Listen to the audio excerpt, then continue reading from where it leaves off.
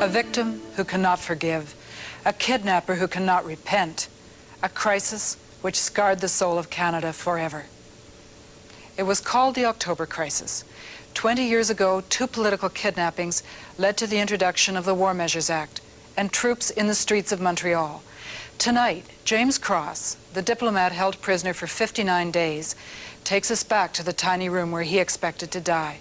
His memories of that October have not faded. He refuses to meet his kidnapper, Jacques Langto, and as you'll see, Langto still believes that what he did to Cross served his cause.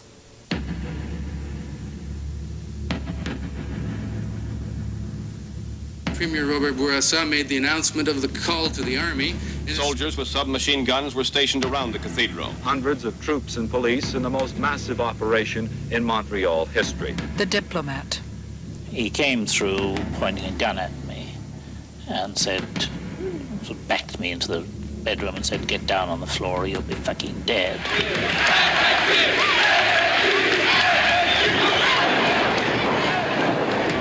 There had been a report of a body in the trunk of a car in a parking lot in the central area of the city.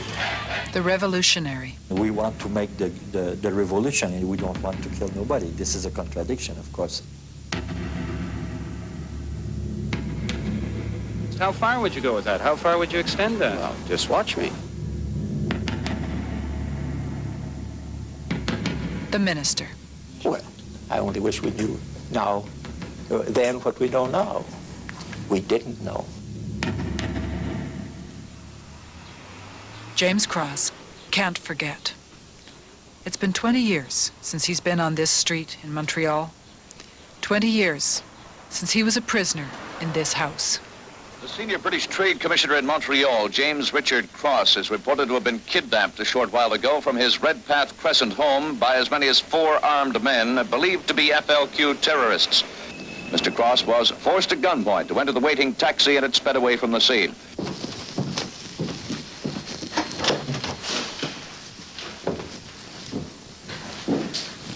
Now, This is it. this is it. This is the room which I spent 59 days. Naturally, it didn't look like this at the time. Well, what did it look like then? Well, there was a television set there in that corner. Right here? Yes, right there. Then there was the sort of table with a chair behind and a mattress here. Are you telling me that you sat on a chair, you only ever looked at this corner in the 59 days that you lived in this room, you were never allowed to look behind you? No, never. During the day, 5 terrorists guard him closely. I had it on as a sort of hood,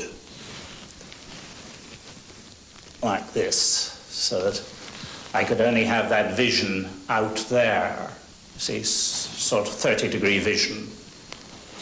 Then at night, or when I was going to the bathroom, I had to pull it round like this so that it became a complete mask.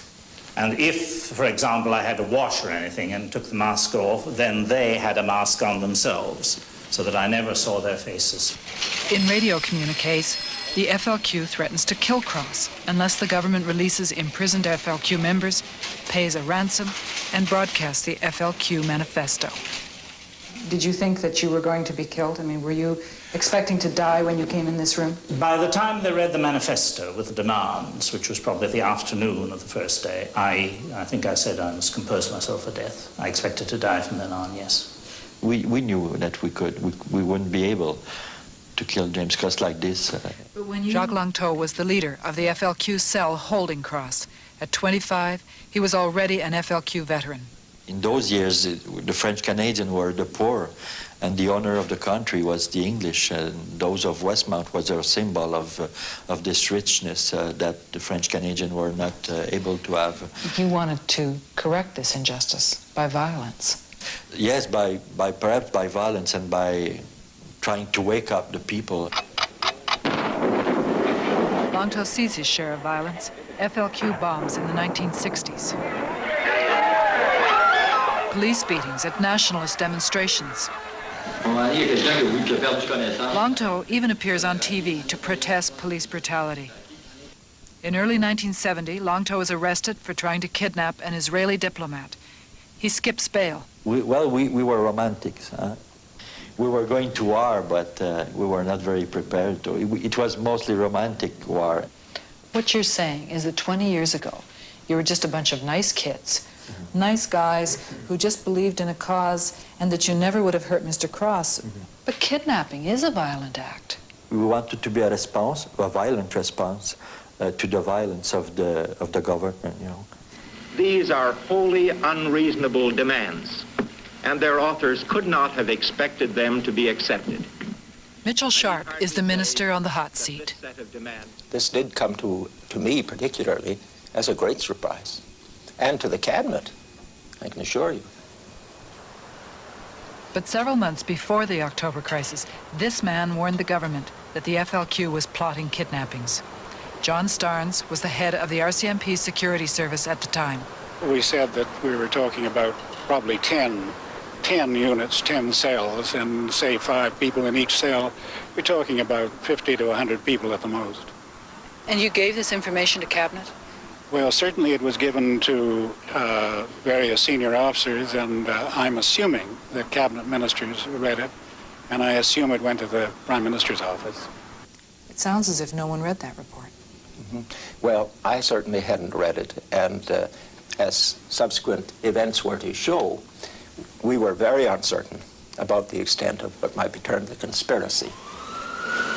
Saturday, October 10th. 5 days after Langto kidnaps Cross, a second FLQ cell grabs Pierre Laporte, a Quebec cabinet minister. Panic spreads. Have a good effect on the negotiations between the government and the FLQ. I'm sorry, there are too many questions there. The government of a very young Robert Bourassa is under fire. That the police forces were not sufficient. Thursday, October 15th, Quebec asks Ottawa to send in the troops to help the police. Montreal is a city under siege. Nous vaincrons! That night, students rally to support the FLQ.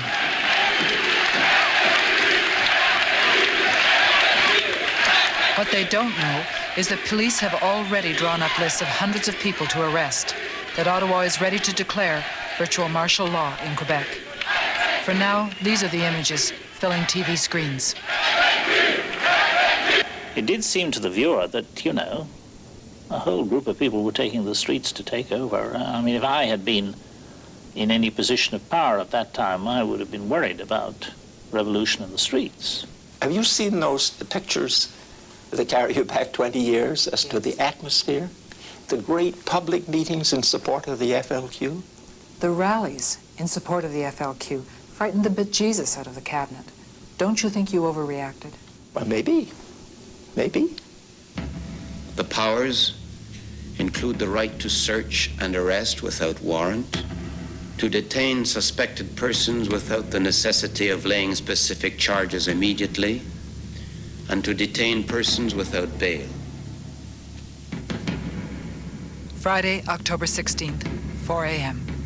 Cabinet declares the War Measures Act, claiming an apprehended insurrection exists in Quebec. Police arrest over 400 Quebecers. Only a handful will ever be charged. It is a night that scars Quebec for years. And the next day, the October crisis becomes even more tragic. Is that confirmed, though? I mean, he's dead where? Dead where? James Cross watches this scene with horror from his tiny room. Here is a special report from the Montreal newsroom of the CBC.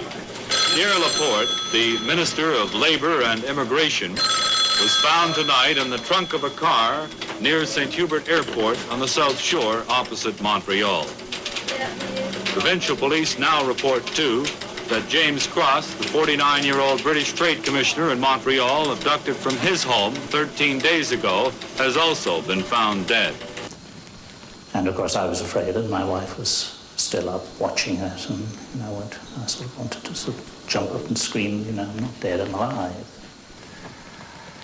And finally, I think even my kidnappers took some pity on me, and they gave me a sleeping pill, and one hostage killed, why not the other?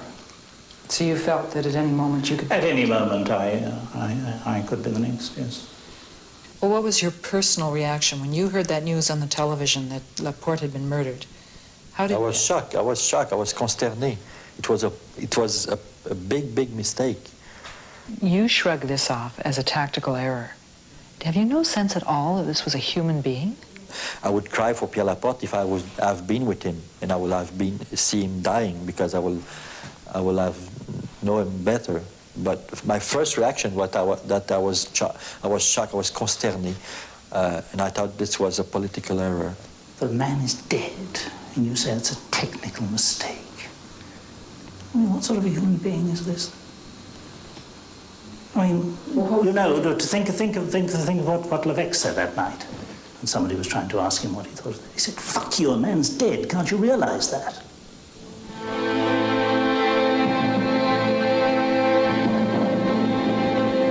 Laporte's murder shocks the country. Whatever sympathy there is in Quebec for the FLQ quickly evaporates. Thanks to the War Measures Act, there are now no more rallies, no more protests. Police raid over 22,000 homes, question 35,000 people. They fail to find any evidence of an insurrection. RCMP headquarters in Montreal, Friday, October 23rd. It's 1 week after the War Measures Act is declared. Cabinet sends the Deputy Solicitor General to meet with top police officials here. According to secret government minutes, he tells them the problem facing Cabinet was a grave one. There was no concrete evidence, which led to invoking the War Measures Act. It wasn't an actual insurrection, it was an apprehended one. It was concern about, we didn't know exactly how far it went. But the dramatic suspension of civil liberties seems horrendous when you didn't have the evidence. Because we didn't have the evidence. If we had had that evidence, we wouldn't have invoked the War Measures Act. There was a crisis atmosphere, and whether the action taken was excessive or not, it certainly ended the crisis. So that was the real purpose, to calm people down? Yes. And to show them that the government was in control? Yes. Yeah. You remember what Trudeau said. There's only one government in this country. Were you yourself relieved when you heard that the War Measures Act had been proclaimed? Well, if it did anything to get me out of there, I was delighted. It certainly is a subject today of great debate. That's, as I've said before on other matters, that is a subject for you Canadians to solve. Don't ask me to solve. Don't ask me to be your conscience. Friday, December 4th. After 59 days, police finally discover where Langto is hiding Cross. The government and the FLQ strike a deal. James Cross goes free, and Jacques Langto and his fellow kidnappers board a government plane to Cuba. 8 years later, Langto returns to Quebec to stand trial, unrepentant. His sentence, 3 years in jail. Langto is out in 2 years. Today, Langto lives with his family in Outremont, a fashionable district of Montreal. He has become a successful book publisher. This fall, he's even putting out a book on the FLQ. Langto's company gets over $100,000 a year in grants from the federal government. You have a chance now. You're appearing on the same show as James Cross. What would you say to him now? Well, I would say hello, but... You wouldn't say, "I'm sorry"? No. No.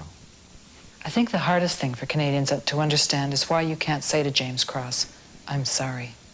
No, because for me, like I told you, it was part of the game. Perhaps we have been violent because we kidnapped him, but we didn't use violence against this person.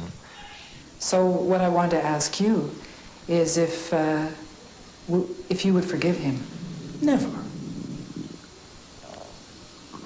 Why should I? What he did to me and my family.